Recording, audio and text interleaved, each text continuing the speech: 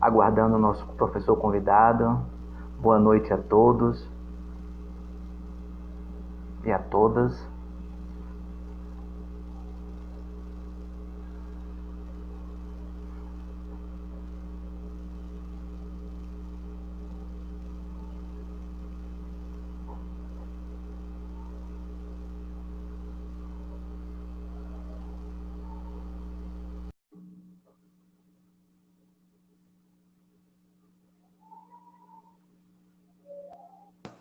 Olá! Olá, boa noite, professor Fábio, tudo bem? Tudo bem, prazer imenso estar aqui falando com vocês, né, da nossa querida Universidade Estadual de Santa Cruz, e estou aqui à sua disposição para falar de um filme que descreve a década de 30, mas retrata uma triste realidade tão presente também nos dias atuais. Ok. Inicialmente queremos saudar, dar boa noite a todas e a todos presentes nesta live, que estão aqui conosco. Esta live é uma das lives que faz parte do projeto Cinema na Quarentena, da área de didática, do Departamento de Ciência e Educação da Universidade Estadual de Santa Cruz, que nesta noite está sob a nossa coordenação, mas é uma honra e um privilégio e uma responsabilidade caminhar, fazer caminhos reflexivos com o professor Fábio nesta noite, dando continuidade ao trabalho tão bem feito, tão bem preparado e bem posto pelos nossos colegas professores do Departamento de Educação e da nossa área de didática. Quero agradecer aqui a oportunidade e, em nome dos nossos professores da área de educação, agradecer à professora doutora Cristiane Batista, nossa coordenadora da área de didática, a professora doutora Alba Lúcia Gonçalves, que é a diretora do Departamento de Ciência e Educação da UESC, e saudar as nossas alunas, os nossos alunos da UESC, os nossos convidados, mandando um terno abraço para todos vocês, dizendo que nós estamos com saudade, mas logo vai passar, estaremos todos juntos, e saudar o nosso palestrante, o professor Fábio, né? Esse professor que é aluno, também foi aluno da UESC, bacharel em Direito, agora mestre em Direito Público, né, professor? Doutorando em Direitos Humanos pela Universidade Federal da Bahia. É um prazer tê-lo, o senhor, aqui conosco para a gente discutir um pouquinho, falar um pouquinho sobre as percepções do filme, né? Quase Deuses. Boa noite, professor. Boa noite, é um prazer imenso, né, estar falando. Obrigado aí às pessoas que estão parabenizando, dando boa noite também, porque é impressionante, né, falar um pouco. Muito boa noite, gente, a todos que nos cumprimentam, né. Faço também das palavras do professor Paulo Vasconcelos um cumprimento muito especial a todos da Universidade Estadual de Santa Cruz. Eu sou tão apaixonado pela UESC que a minha tese doutoral, eu estudo exatamente a UESC, né? Como a UESC ela se ressignificou a partir de um processo de educação em direitos humanos. Bom, me sinto muito à vontade de estar aqui para falar tanto na perspectiva do direito, né? Também, Paulo, eu tive uma experiência na UESC com filosofia. A UESC também me certificou a filosofia, a pedagogia que eu fui para outra instituição. Mas a UESC sempre nós podemos participar, então me sinto muito à vontade para falar aqui sobre a educação. Passei, apesar, mesmo tendo estudado na UESC, eu fui orientando do grande educador baiano, Edivaldo Machado Boaventura. O professor Edivaldo Boaventura tinha muito carinho sobre a UESC, até porque ele foi colega de Soane Nazaré de Andrade. Então, ele acompanhou o sonho de Soane de transformar a FDI, Faculdade de Direito em Ilhéus, junto com filosofia, né, a FAF, a Faculdade de Filosofia e Economia de Itabuna. Com o maior prazer, com o maior prazer. Minha tese tem, assim, longas experiências, eu faço essa narrativa desde Soane, passando por Altamirano Marques. Quero render também elogios à acadêmica René Albagli, porque ela foi, assim, a primeira mulher e eleita reitora, né? Então, é incrível. Mas, enfim, depois a gente marca uma live, me parece que algum professor colocou aí. Então, depois a gente faz uma live sobre os meus estudos sobre a UESC. Obrigado, Tiane. Vamos falar um pouquinho sobre isso, vamos sim. Mas me parece que hoje nós estamos aqui para falar sobre um filme que eu sou extremamente assim tocado pela história desse filme. Eu recomendo, eu quero parabenizar ao professor Paulo Vasconcelos. Nosso reitor está presente. Estou muito honrado. Magnífico, professor Alessandro. Professor Alessandro, receba toda a minha gratidão a você e a professora Alba, que o professor Paulo aqui já sinalizou, diretora do departamento. É uma honra para mim falar com a UESC num projeto maravilhoso sobre o filme Quase Deuses, né? E mais uma vez cumprimento a professora Alba, diretora do Departamento de Educação, o professor Paulo Vasconcelos e também de maneira muito especial o professor Alessandro Fernandes, que nos honra aqui na nossa live. Estou muito feliz e muito honrado com a presença dele aqui também. Ok. Queria honrar novamente aí os nossos professores, o nosso querido reitor, professor Alessandro Fernandes, a nossa diretora do departamento, a professora Alba Lúcia Gonçalves, a nossa coordenadora de área, a professora Cristiane Batista, e aos nossos colegas, as colegas professoras que estão aí presentes, Jeane, Lívia, Cláudia, Júlia, sintam-se todas abraçadas, ternamente abraçadas, os nossos alunos e alunas aqui também presentes. Bem, o nosso filme, professor, Quase Deuses, nós vamos falar um pouquinho sobre a ficha técnica dele rapidinho, a gente situar. Ele foi um lançamento que foi feito em 30 de maio de 2004 pela Mundial, a direção de Joseph Sargent, roteiro de Robert Caldwell, teve o prêmio Emmy de Prime Time, melhor filme feito para a televisão.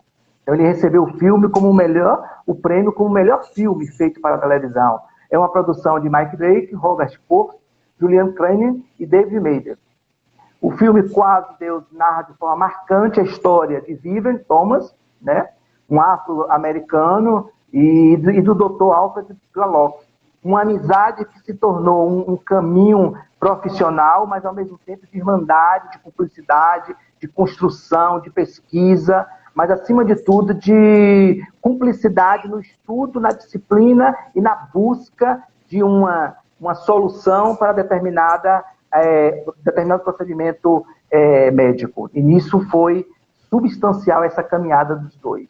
Professor, eu queria que o senhor falasse um pouquinho, situasse, contextualizasse o filme na época dos Estados Unidos, na década de 30, como era que era a sociedade. Com certeza. Eu fico muito feliz. Esse filme é uma leitura obrigatória. É uma leitura... Claro, a gente faz leituras de filmes também, né? Esse filme, ele narra, Paulo, alguns contextos, né? Ele narra uma grande depressão econômica do mundo. Olha aí o recadinho do professor Alessandro, né? Parabéns, professores Fábio e Paulo. Ótimo tema para discussão. Tema, infelizmente, ainda atual. É verdade, professor Alessandro. Infelizmente porque...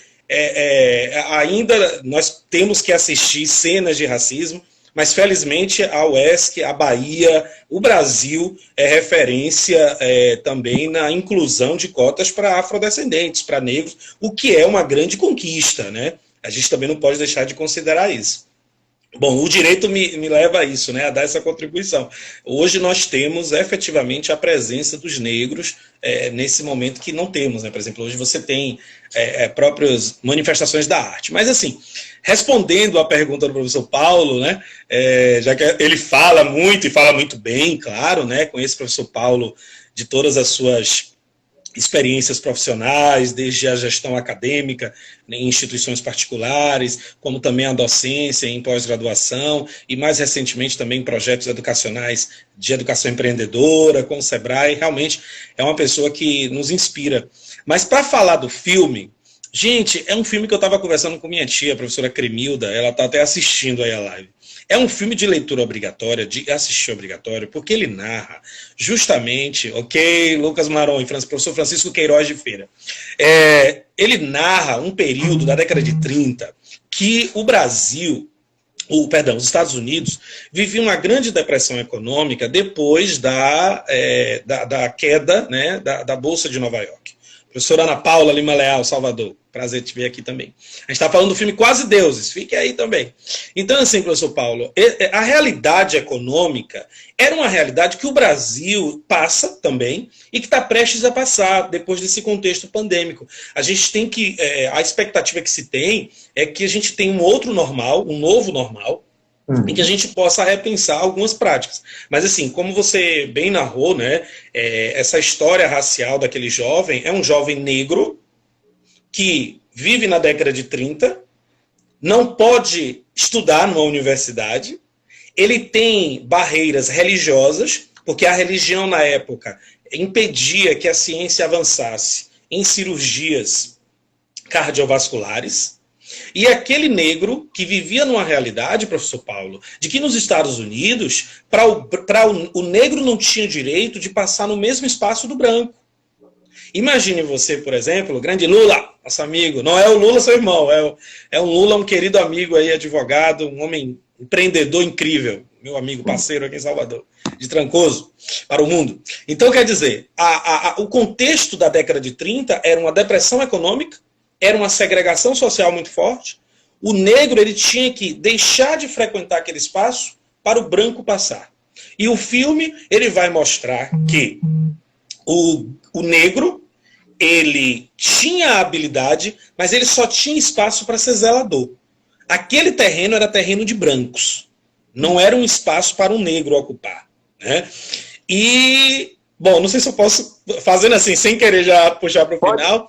O mais interessante é que, embora ele não tenha o direito a fazer a faculdade, né, ele não conheceu a UESC, né, situada aí no território geográfico de Ilhéus, uma universidade de lutas, né, de muitas conquistas e tudo mais, mas assim, ele conseguiu ensinar, olha aí o Matheus, né, ele conseguiu, Lincoln, ele conseguiu ensinar a jovens estudantes de medicina como fazer uma cirurgia cardiovascular numa criança.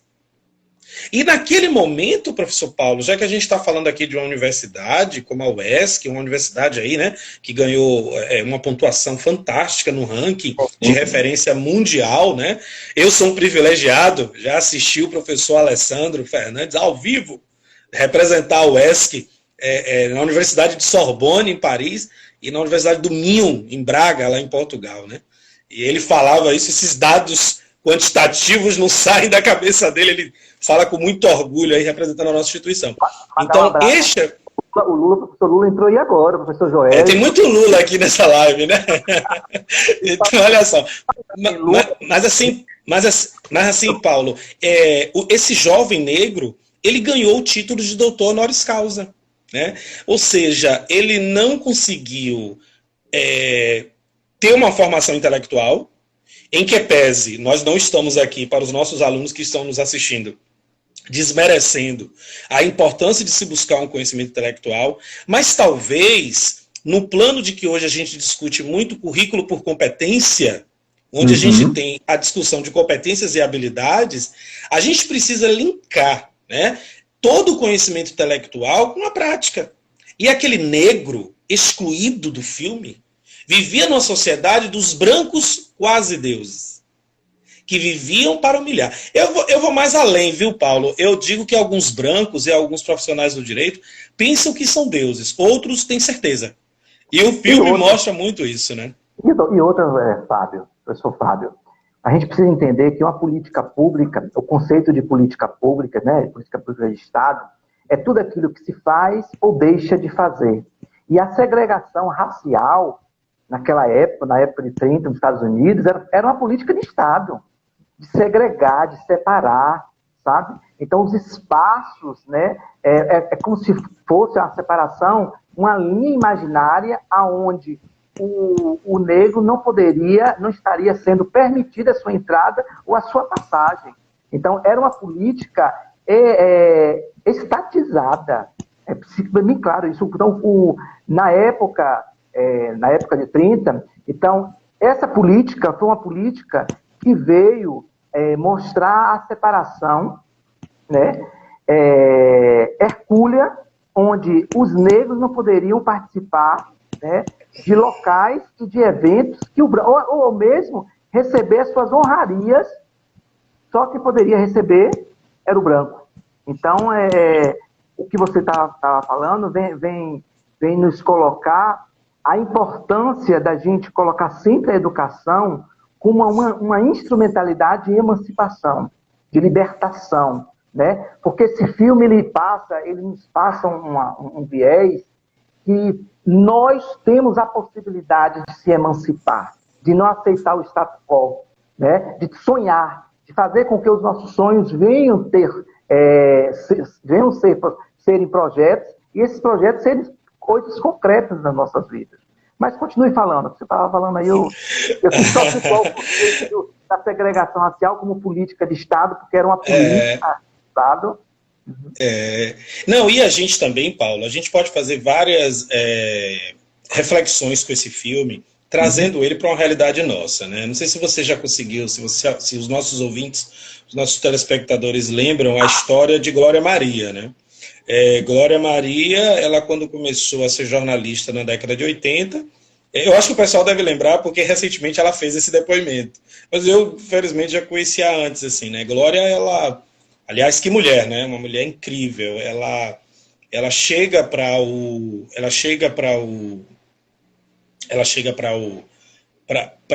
fazer coberturas na época do governo Sarney e no final da década, na década de 80, quando ele assume ali, e simplesmente quando ela chega com os brancos cinegrafistas, as portas de Brasília, que ela não era ainda essa Glória Maria que a gente conhece hoje, a gente está falando de um episódio de 32 anos atrás, 35 anos atrás, e naquela época, quando ela chega, né, negra, cabelo ruim, se aceitando na sua identidade, as portas se abriu para os cinegrafistas brancos. E ela narra que, às vezes, algumas autoridades políticas falam, você vai entrar também? Então, assim, não se imaginava que aquela mulher negra estava num lugar de espaço, né? É como se diz, por exemplo, aquelas questões correlatas, por exemplo, aqui do filme, né? Trazendo para o filme. O filme não conseguia enxergar, né? Dr. Alfred Blalock, ele consegue perceber, né, que Vivian, ele era um jovem negro, trabalhando como auxiliar de limpeza, mas que tinha uma competência, uma habilidade, um conhecimento vasto para aquilo, né?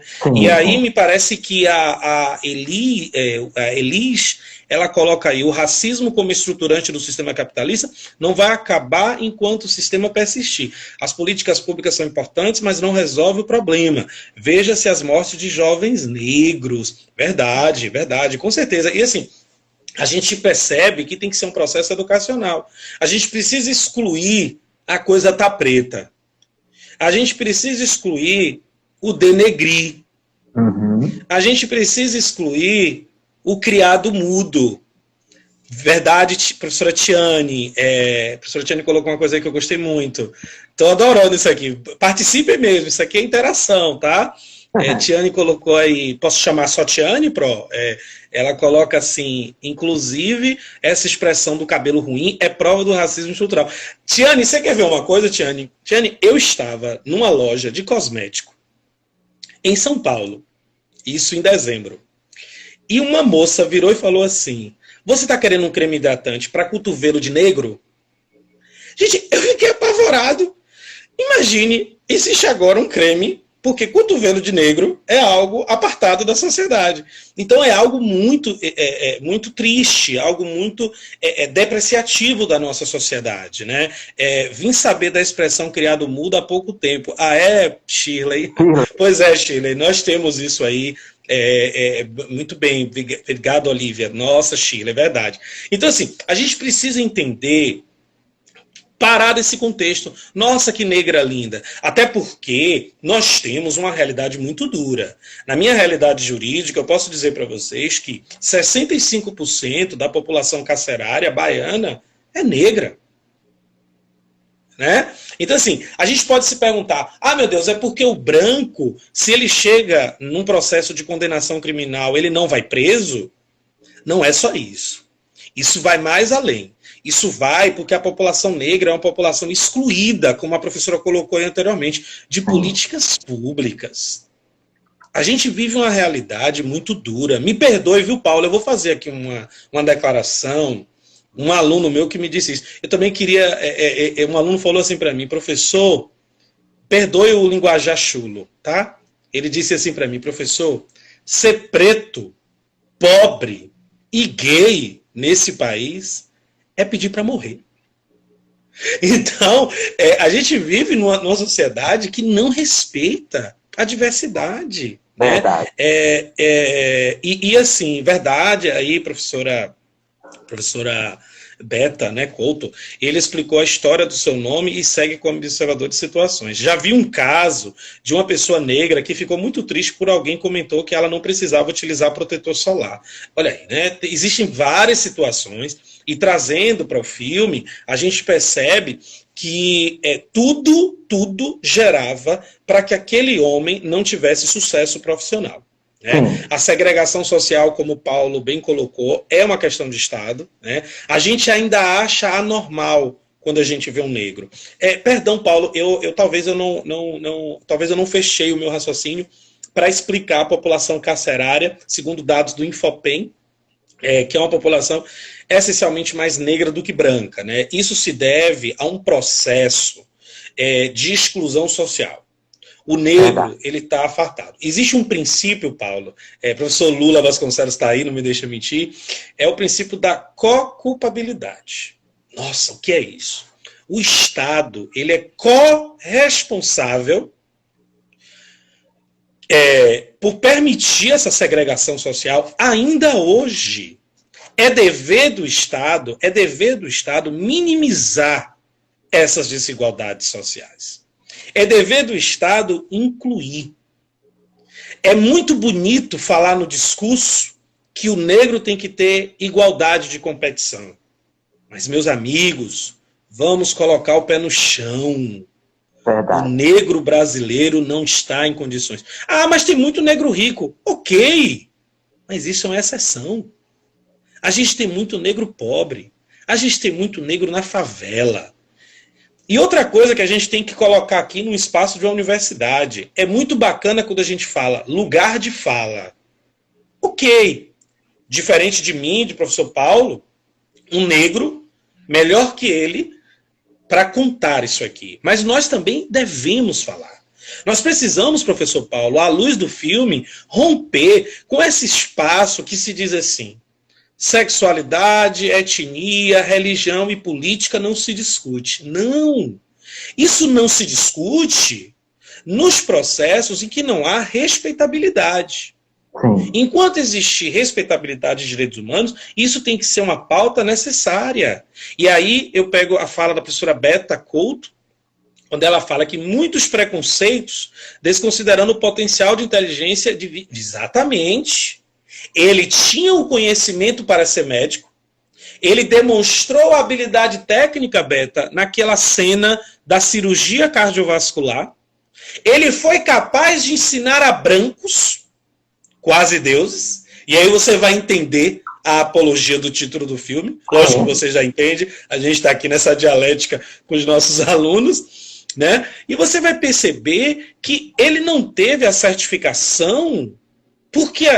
houve os quase deuses que se sentiam donos daquela sociedade. E aí eu trago para nós, será que a UESC, cadê o professor Alessandro, ainda está aí? A principal universidade estadual da Bahia, né?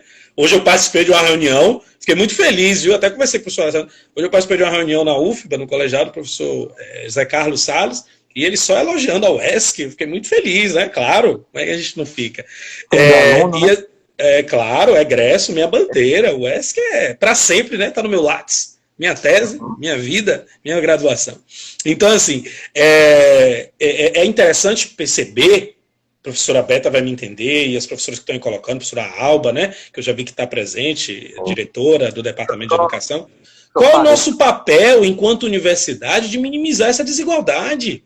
Será que eu estou fazendo dessa universidade um lugar de fala? Será que eu estou compreendendo, professor Paulo, que em meio de aulas remotas eu tenho, talvez vocês podem dizer para a gente a porcentagem, né? Isso eu estou devendo. Eu posso falar agora a porcentagem da UFBA. A porcentagem de alunos que não têm acesso à tecnologia para assistir. E se a gente puder fazer mais, professor Paulo, nós vamos perceber que a maioria da população que não tem acesso à tecnologia para continuar seus estudos no nível superior em meio a uma pandemia são negros. Professor Paulo, o senhor sabe de minha experiência na Secretaria de Segurança Pública do Estado. Professor Paulo, quando você vai observar as mulheres vítimas de violência doméstica, professor Paulo, 60% são negras, professor Paulo.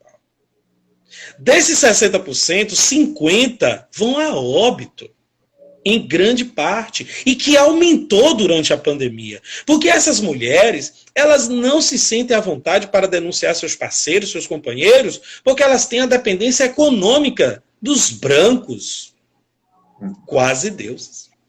E aí, para deixar você falar, eu estou vendo muita gente colocando aqui, cirurgia delicada. Exatamente. Eu acho que ele criou um método de cirurgia. Obrigado, Elis. Obrigado, Beta. Exatamente. E esse método, Beta, se fosse um branco, viraria um prêmio Nobel. Se foi um negro, foi bonitinho. E aí o filme, como o professor Paulo bem pontuou, que é um filme muito premiado, ele vai colocar o título do doutor honoris causa. E só depois de 40 anos. Obrigado, Maiane. Maiane é minha aluna, viu, gente?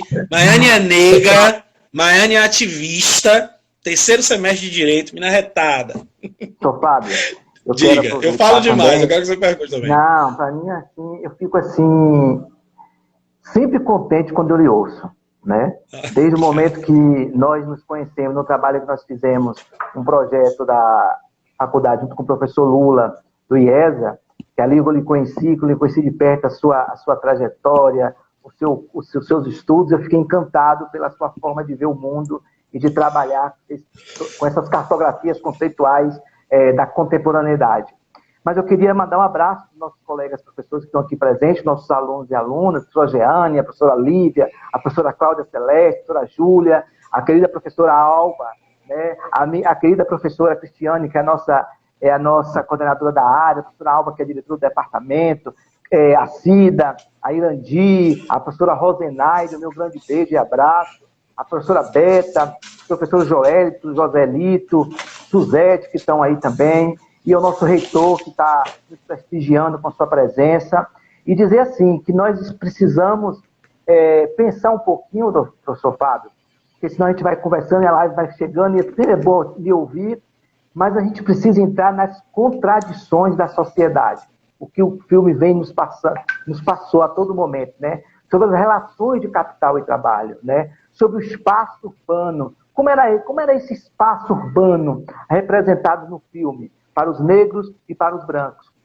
E o poder do conhecimento, né? E a questão da sociedade de classe. Eu queria que nós falássemos um pouquinho a esse respeito, para a gente estar levando as novas reflexões sobre essas percepções vindas, né, do filme. Quase Deus. Olha, diante da sua pergunta, eu não posso deixar de responder comentando uma brilhante fala da professora Rose, não sei se é a Rosenaide, a Rose Ramos. Professora Rosenaide, se eu não me engano, a professora Rosenaide, eu já tive a oportunidade de conhecer, ela é uma professora da área de História, né? E, se eu não me engano, eu posso estar trocando aqui. Ela é do Departamento de Educação, é nossa professora. Não, eu sei, mas ela tem uma pesquisa relacionada à história da educação, eu acho que é uma questão mais ou menos assim. Eu gostei muito da fala dela, quando ela colocou aí que o problema é que a humanidade, na maioria das vezes, é concebida, né? Fugiu aqui.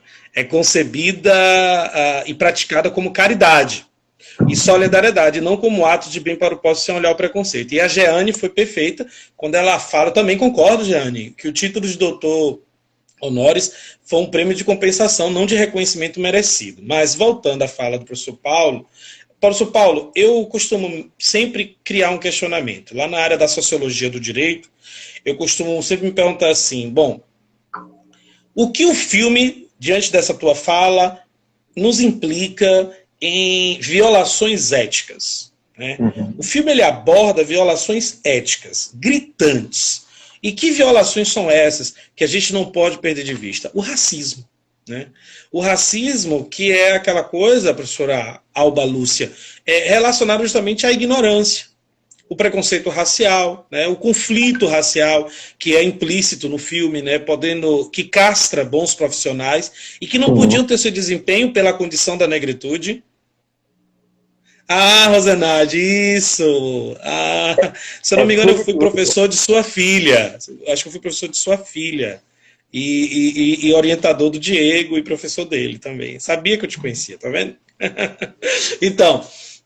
Então, na verdade, quando a gente trabalha com isso, nós temos essa violação ética, né? Essa violação ética do racismo, de não se respeitar isso. Uma outra violação, a própria lei da natureza, né? Porque imagine você que falar em cirurgia cardiovascular naquele período que a gente tinha os dogmas, né, ainda da religião, muito forte, o coração era algo intocável, que não podia se tocar, e também o que a professora Rosenade colocou, a solidariedade humana, porque essa solidariedade humana ela é deixada de lado, né, pelo cirurgião branco, né, na hora de agradecer e lembrar publicamente a ajuda do auxiliar negro. Então, aquela cena do filme é muito triste, quando você tem essa perspectiva. E aí vem essas raízes do racismo estrutural, como bem Geilson aí está colocando, né? Geilson também é meu aluno, e é um cara assim, sensacional, que tem essa inquietude, né? Eu agora, viu, Paulo, deixa eu fazer um merchan, eu estou agora numa coletânea de um livro, Enegrecendo o Direito. Eu estou querendo trabalhar com as relações do direito e as relações raciais, viu? Quero debater também aqui. Né? Mas assim, não sei se atende um pouco ao seu questionamento, mas assim, a questão estrutural, a questão do filme nos leva a violações éticas. Né? Eu destacaria as três. Né? O racismo, que a gente está aqui colocando o tempo todo. Atrelado ao racismo, né, nós temos também a própria violação da lei da natureza. Nessa violação da lei da natureza, Paulo, eu fico pensando em Goleman, né? Quando ele fala das competências socioemocionais. Nós temos que ter inteligência emocional para lidar com a saúde mental de nossos professores e de nossos alunos, principalmente no cenário pandêmico. Né? E a gente precisa estar nossa solidariedade humana. É preciso uma concepção de uma educação planetária, é preciso uma análise bem coletiva, né? No sentido de violência ética, né? Violência ética, claro. É uma violência ética, é um tipo de violência, professora Jeane. Existe a cultura de guerra e a cultura de paz. A gente vive hoje, professora Jeane, num contexto que devemos consolidar a educação para a paz. Uma educação que vai pegar suas bases em Edgar Morin, com a educação planetária, uma educação que vai pegar suas bases exatamente com Pierre Weil, quando vai escrever sobre O Corpo Fala, né? Joguei minha garrafa ao mar, a sorte está lançada. Ser o protagonista da própria história é o educador pensar nas competências de uma tão polêmica BNCC para trabalhar no cuidado, na autogestão, na empatia, de se colocar no lugar do próximo, de perceber que às vezes falas ditas, né, num contexto que parece comum, acaba agredindo e morrendo por percentuais daquilo, mas que não exclua o conflito. Porque o conflito vai ser justamente essa dialética para a gente crescer, o pensar diferente, o vir nesse contraponto. E o filme traz isso. Né? O filme traz a gente também não pode deixar de pensar que é um filme também bastante... É um drama. É um drama que se vive por um jovem negro que não tem o seu reconhecimento, né, e que vive nessa sociedade. Infelizmente, o mundo não trata ser humano como homens que somos. Trata um homem colorido, discriminando e não valorizando nossa igualdade. Verdade, Ivan Montenegro, foi meu aluno. Aí você me permite aqui apresentar, revisitar o conceito de dignidade da pessoa humana. E também os conceitos... Diga. Eu queria que também o senhor falasse um pouquinho também sobre o poder do conhecimento. O que é que esse conhecimento faz com que a nossa posição na sociedade? Qual é o poder desse conhecimento e por que esse poder, trazendo para a época de 30, da segregação racial, o que é que esse poder do conhecimento permitiu a vida?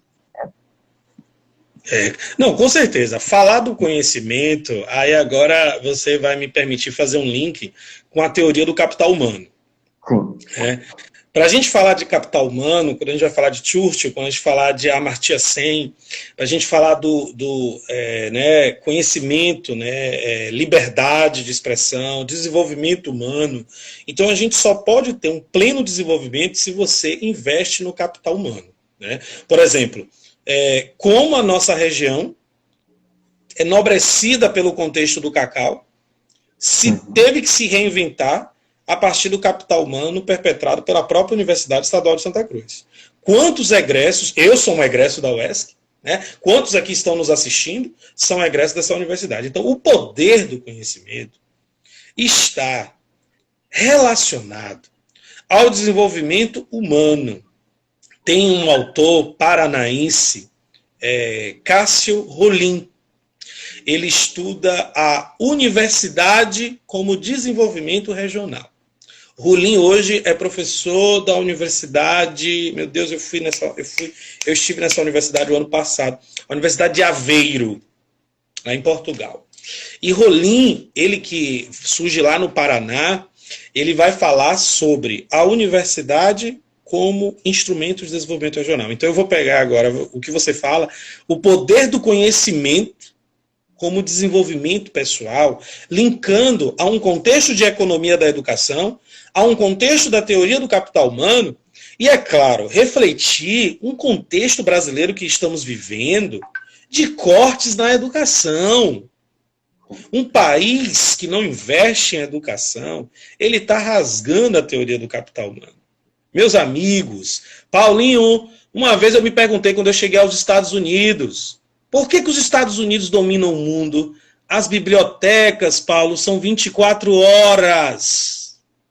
As bibliotecas são 24 horas. Eu lembro de uma época que a biblioteca da UESC, aos sábados, fechava às 17 horas. E muitas vezes, na parte da graduação que eu tive que estudar, eu ficava lá porque era o momento que eu tinha para estudar.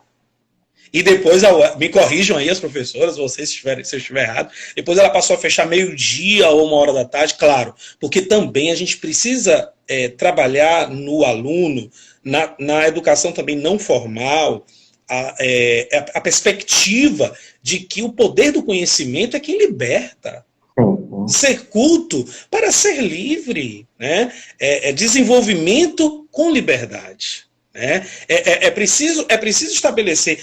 Mas é um outro mundo, é um outro mundo. Olha aí Lucas Maron, querido amigo, orientando aí, ele é da área da engenharia, amigo pessoal maravilhoso. Então, assim, nos Estados Unidos eles dominam o mundo por isso.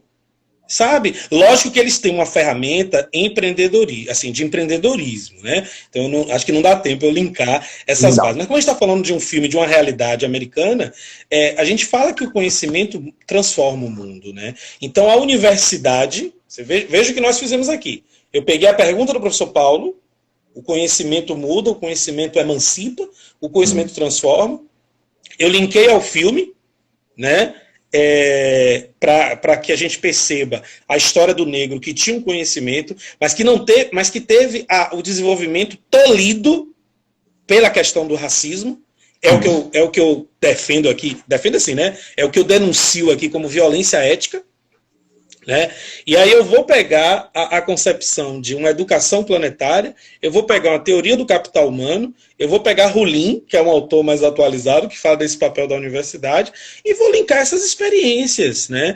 Meus amigos, quando eu estudei na Sorbonne, na França, eu conheci um professor americano, ele hoje mora no México, Larry Laudan, e ele ensinou para mim, em seu livro, e eu tive que suar para ler todo o inglês, do Insight of Problem, a ciência como solução de problemas. A consolidação de um departamento de ciência da educação. A Universidade Estadual de Santa Cruz. O pensar científico só vai valorizar quando nós mudarmos a realidade de problemas. A ideia do Departamento de Ciência da Educação está perfeita. Porque é pegar a dialética de um filme, um problema e a ciência, para a gente chegar ao entendimento. E aí vem a fala da professora Liz, que ela diz assim, professor, o conhecimento não mudou a realidade do racismo, apesar da... Não, professora, trazendo o conhecimento para a questão racial, aí me permita, não é só o conhecimento técnico, é justamente a teoria de Lohr e Loudon. É a ciência como solução de problemas. Se você só tem um conhecimento hermético, se você só tem um conhecimento teórico, você não consegue mudar essa realidade. E essa realidade você não muda só no plano da ideia. Você muda numa replicação de saberes e de habilidades. Né? Evidentemente que é preciso, inclusive foi política de Estado, sim, como o professor Paulo colocou no início. Né? Essa segregação era uma política governamental. Eu não estou aqui também, viu, gente, batendo continência para americano, não. Eu só fiz uma comparação com o uso das bibliotecas, porque eu penso também que nós, que estamos em construção, reconstrução e constantes adequações, nós precisamos também pegar alguns modelos, mas repito, não defendo o modelo estadunidense como o modelo ideal. Entende? Mas assim, talvez exatamente estamos nesse processo de chegar a esse conhecimento ideal. E concordo, o conhecimento sozinho não vai transformar a concepção do racismo. Né? Traz a construção do conhecimento em uma área até então desconhecida, porque ele foi para o experimentalismo, professora. Você está vendo como ele vai para o experimentalismo? Aí você está vendo como a gente volta para a teoria da ciência como solução de problemas? Em muitos momentos da história, a ciência justificou o racismo.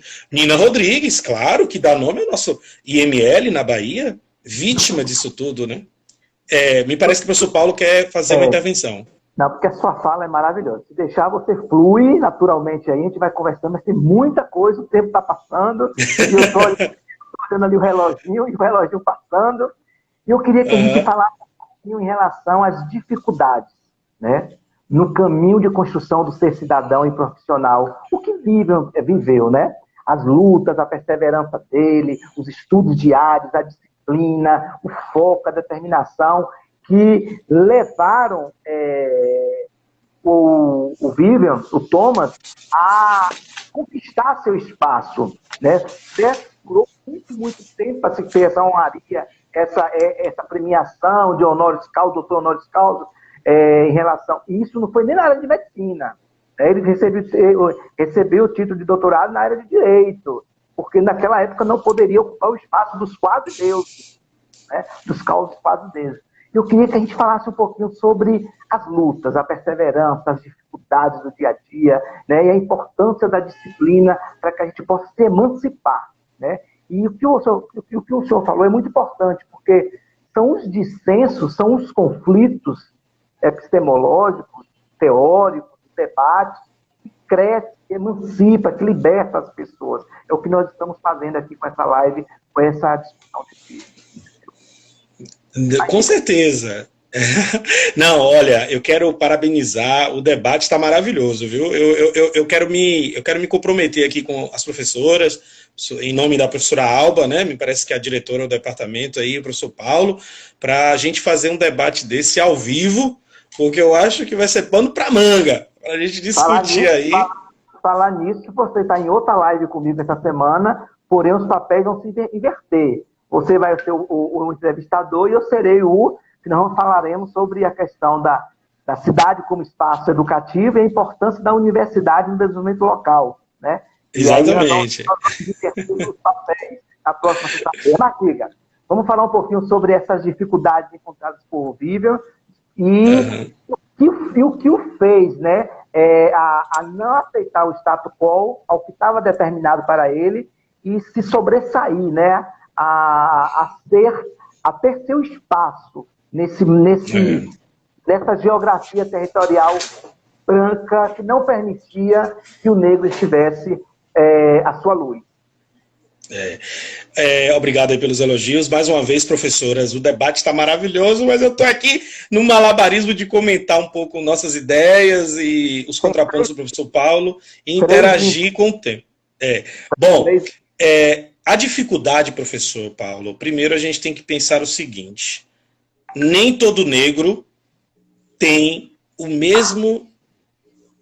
a mesma, apesar de mínima, oportunidade que aquele negro do filme teve. Né? É algo assim extremamente extremamente difícil, né? A gente sabe que nós temos um grande débito estrutural, tá aí Netinho também, Netinho Góes, que gosta dessas relações, de estudar essas relações, mas o rompimento, né, aí você me leva à seguinte compreensão, né? O negro, ele consegue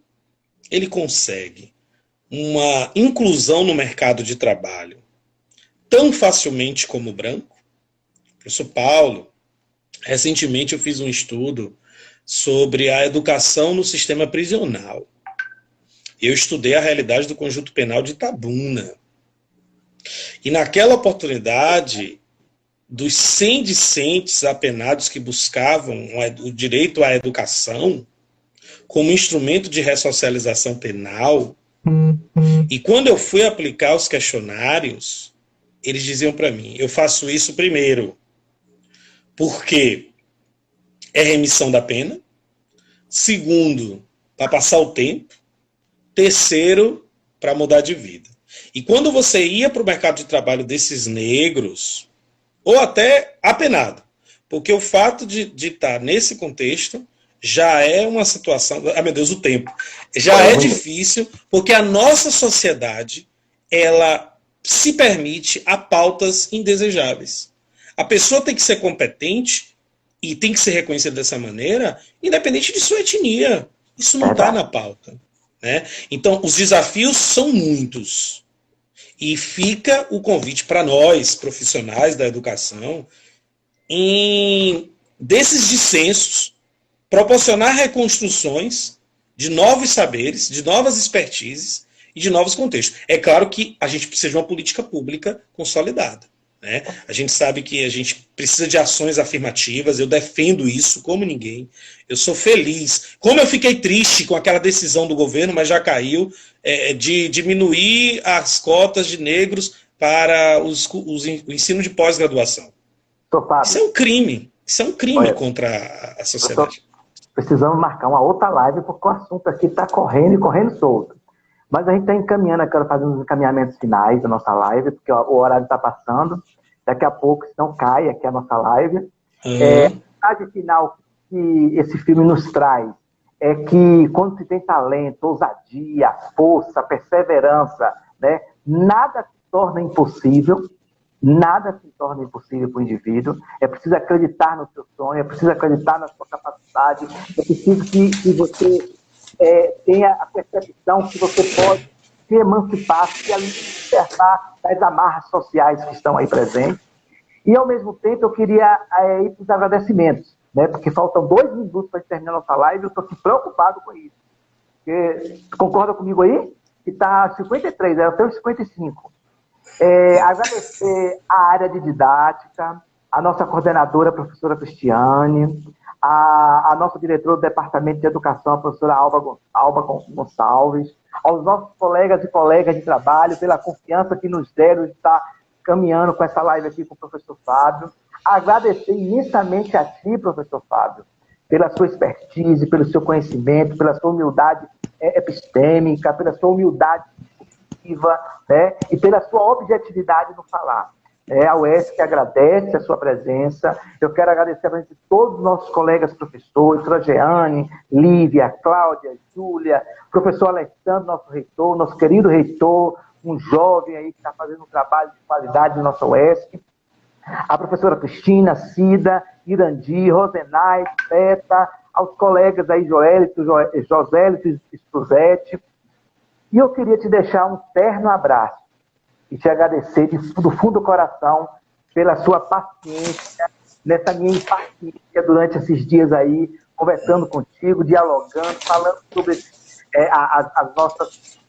nossos caminhos reflexivos. Um terno abraço, professor Fábio, a palavra está contigo e nós temos 1 minuto e meio.